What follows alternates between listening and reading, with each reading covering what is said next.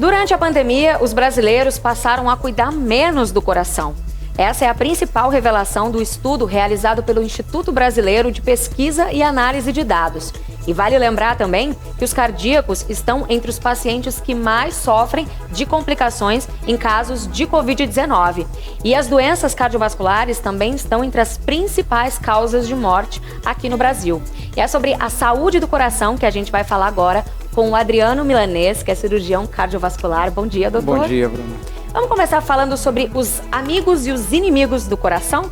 Certo. Então, bora lá. Frutas, verduras, carnes brancas, alimentação, né? Bem, a alimentação de uma forma geral sendo bem saudável através da utilização de frutas, verduras, carnes brancas, carnes magras, são amigos do coração, né? Então é importante balancear a dieta, diminuir a quantidade de sal e procurar alimentos mais saudáveis, principalmente frutas, verduras, né? As carnes brancas, evitar a parte mais gordurosa da gordura animal, isso ajuda na proteção do coração para as doenças cardiovasculares. Assim como os esportes, a atividade física, a atividade aeróbica, é importante manter o corpo em funcionamento para prevenir e também controlar as doenças cardiovasculares. E aí, se divertir com os amigos, ter uma vida social? Sim, claro, isso tudo é importante, né? É importante ter um alto astral, se divertir, estar sempre com um bom humor, e isso evita estresse, evita a sobrecarga do sistema cardiovascular, melhorando a qualidade da saúde cardiovascular. Rir, né? Estar de bem com a vida, né? Também ajuda. Isso é importante, fortalece o sistema imunológico, fortalece o sistema cardiovascular. Sim. Falar aqui dos inimigos, né? Que tem coisas aqui que a gente já está cansado de ouvir falar, mas que é difícil, né? A gente sabe que tabagismo, que é uma coisa que as pessoas ainda utilizam bastante, né? Tem a moda do cigarro, de outros tipos de tabagismo também, mas é muito prejudicial para o coração, para o vaso sanguíneo. Sedentarismo, a gente sabe que ficar parado, deixar de praticar atividade física é ruim para o coração. Não prestar atenção nos sintomas, né? Ignorar os sintomas. Eu estou com uma dorzinha, estou com uma dor de cabeça. Será que isso não pode ser um sinal de alerta para uma doença cardiovascular? Alimentos gordurosos, evitar alimentos gordurosos, evitar alimentos doces demais, diminuir a quantidade de sal. Isso tudo são inimigos do coração. E assim, o oposto, né? O estresse, o mau humor, a depressão, tudo isso acaba sendo uma sobrecarga para o sistema cardiovascular, podendo aumentar a chance de desenvolver uma doença ou até piorar um quadro que já exista. E por que especificamente o estresse e até a depressão, né? Transtornos mentais, eles podem afetar? A gente sabe que não é um fator de risco, não está comprovado que cause diretamente a doença cardíaca, mas a gente sabe que essa situação de mau humor, depressão, estresse acaba provocando um desequilíbrio hormonal, descarga de hormônios tipo adrenalina. Então tende a aumentar a pressão, tende a aumentar a contração do coração, pode piorar no controle da pressão arterial, aumentar os níveis pressóricos. Então isso tudo junto contribui para o aumento das doenças cardiovasculares ou até na dificuldade do controle. Então muitas vezes o paciente vem no consultório, está com a pressão descontrolada, a gente vê que está dando medicação, mas você percebe que tem um estresse, tem um mau humor, uma depressão. Então tudo aquilo que poderia tentar ser evitado, a gente sabe que às vezes não é tão fácil, mas que prejudica o controle das doenças cardiovasculares. E quais são os outros fatores de risco principais? Bem, principalmente a diabetes, a hipertensão e a história familiar, a herança genética. Essas três coisas realmente influenciam bastante no aumento do risco da doença cardiovascular. Muitos deles a gente consegue controlar ou evitar, que são os hábitos, né? Praticar exercício, o tabagismo, e são coisas completamente evitáveis, depende somente da gente. Outros não dependem tanto da gente, né? A herança familiar não depende, a gente não escolhe, é uma coisa que nós já temos. Mas, e outras também já tem hipertensão, a diabetes, não se pode evitar, mas se pode controlar. Então, tentando controlar esses fatores de risco e evitar esses que são completamente evitáveis, como tabagismo, sedentarismo, então a gente consegue melhorar bastante a qualidade de vida e a melhora dos sintomas e da doença cardiovascular. Você falou um pouquinho de alimentação e a gente conversou com a Andressa Fontes, que é nutricionista, e ela vai dar algumas dicas aí de alimentos que fazem bem para o coração e alimentos que fazem mal. Vamos ver? Roda aí. Os piores alimentos para o coração são principalmente os alimentos gordurosos, porém é importante que a gente compreenda que existem alimentos que são fontes de gorduras boas, que têm ação mais anti-inflamatória, e os alimentos fontes de gordura ruim. Esses alimentos fontes de gordura ruim, eles precisam ser consumidos com moderação, como por exemplo a gordura saturada, que está presente principalmente na carne, no coco, nos ovos, na manteiga. Então eles podem ser consumidos, mas com moderação. E o que não tem recomendação de consumo são principalmente as fontes de gordura trans, que é a gordura que está presente nos alimentos ultraprocessados, como sorvetes, biscoitos, salgadinhos de milho e também no processo de fritura. Então, no processamento de alguns alimentos, em algumas preparações, essa gordura ela é formada. Além disso, os alimentos também ricos em açúcares. Não só o açúcar adicionado, como nas suas versões industrializadas, como glicose, xarope de milho e também as farinhas refinadas. E nós também temos os alimentos que são grandes protetores do nosso coração. Começando pelas gorduras, os que são fontes de gorduras boas, como o abacate, o açaí, as oleaginosas, que são a família do amendoim, das castanhas, a castanha do Pará. Esses alimentos, eles têm um fator protetor.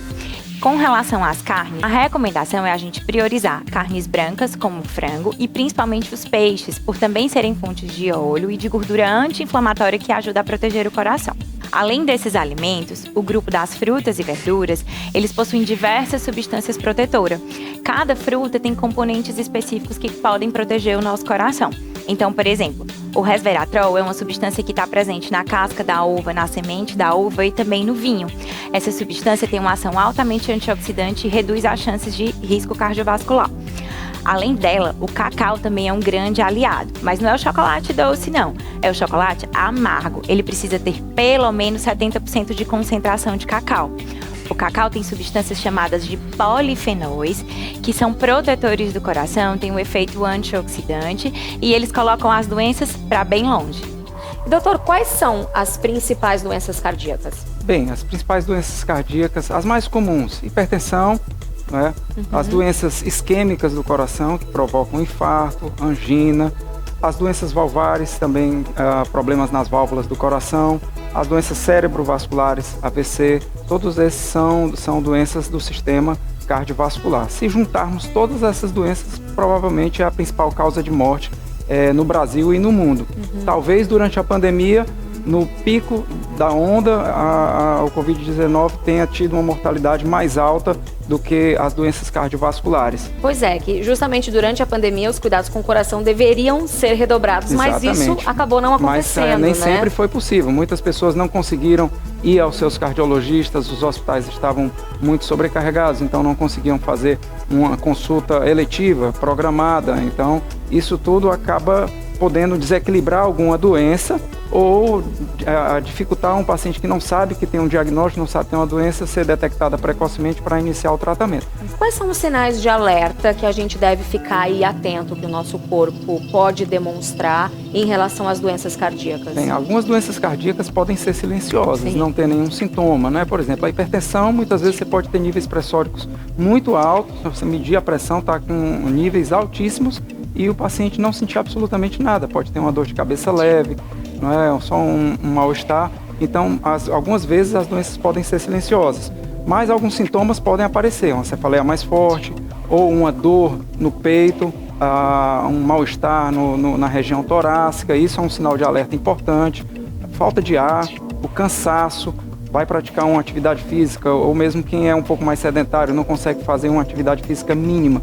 Mudou isso aí já pode ser um sinal de alerta que há necessidade de procurar seu cardiologista para fazer uma investigação. E aí, de quanto em quanto tempo que é o ideal a gente procurar um cardiologista e fazer check-up? Boa pergunta, excelente pergunta. Isso depende de cada paciente, né? Alguns pacientes já têm um histórico de doença cardiovascular ou têm os fatores de risco que a gente comentou, uma história familiar muito forte, diabetes, hipertensão. Esses pacientes devem procurar o cardiologista, fazer um acompanhamento trimestral, de 3 em 3 meses, às vezes de mês em mês, até controlar bem a sua hipertensão ou a sua doença isquêmica do coração. Já num paciente mais jovem, que não tem uma história familiar forte, não tem fatores de risco, então ele pode fazer uma avaliação com um cardiologista esporádica, uma vez por ano, uma vez a cada 2 anos, né? dependendo da idade, dependendo dos fatores de risco, como eu falei. Bom, a gente vai ver agora, porque existem alguns exames que ajudam a detectar as doenças cardíacas, né? E um deles é o exame de triagem hematológica. Então, vamos ver como ele funciona?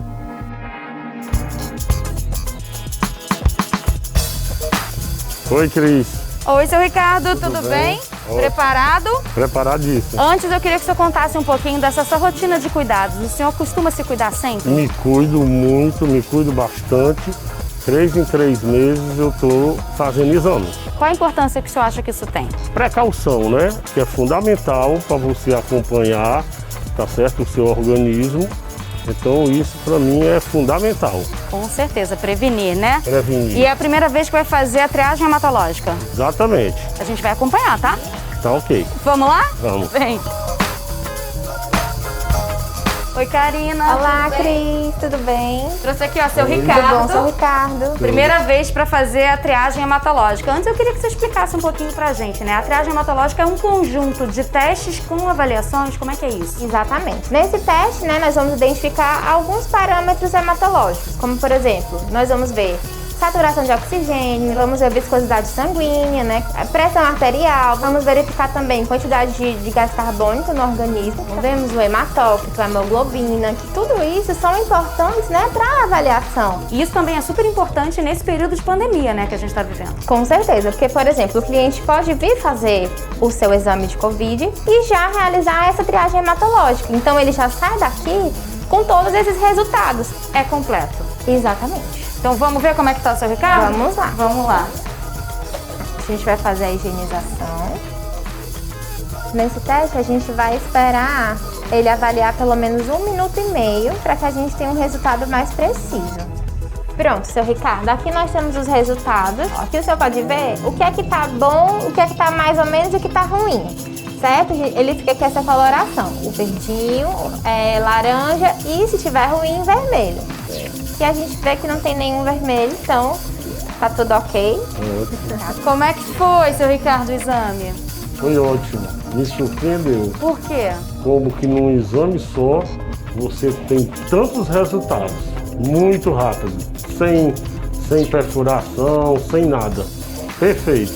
Dá pra ver várias coisas, né? Muita E super coisa. rápido, né, Karina? Como é que tá a saúde do seu Ricardo? Aqui tá tudo ok. Tem algumas coisinhas que estão fora de ordem, mas é coisa pouca. Importante ressaltar que com essa avaliação aqui, a Karina, como farmacêutica, já pode orientar que tipo de profissional médico o paciente deve procurar, não é isso? Exatamente, Cris. A gente faz toda essa avaliação e, dependendo dos resultados, a gente já faz o encaminhamento pro médico para já começar um tratamento.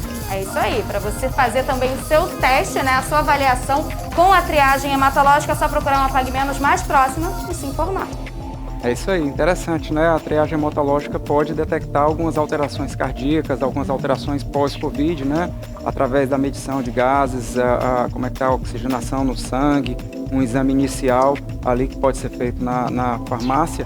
É interessante, porque pode detectar algum desequilíbrio, uma insuficiência cardíaca, ou um paciente que teve Covid e, ao mesmo tempo, piorou dos sintomas cardiológicos, já pode ser detectada alguma alteração nesses exames iniciais de triagem, mas é importante ir no cardiologista, que ele vai ver os fatores de risco e fazer outros exames complementares de sangue também, detectar níveis de glicemia, colesterol, gorduras no sangue, avaliar se há necessidade de fazer um eletrocardiograma, um teste de esteira, um ecocardiograma, de acordo com o exame clínico do cardiologista e dos fatores de risco de cada paciente. Ótimo, muito obrigada, Milanês. Nada, obrigado. E olha, gente, eu tô aqui agora com o José de Maria, que é farmacêutico. Bom dia, José. Bom dia, Bruno. Como que o Clinic Pharma auxilia no combate às doenças do coração? Bruna, hoje nós temos um acervo gigantesco de serviços farmacêuticos. E a grande vantagem é que esses serviços nos impulsionam um mecanismo de rastreio e monitoramento da saúde da população, como o check-up de pressão arterial, que mostram dos fatores, né?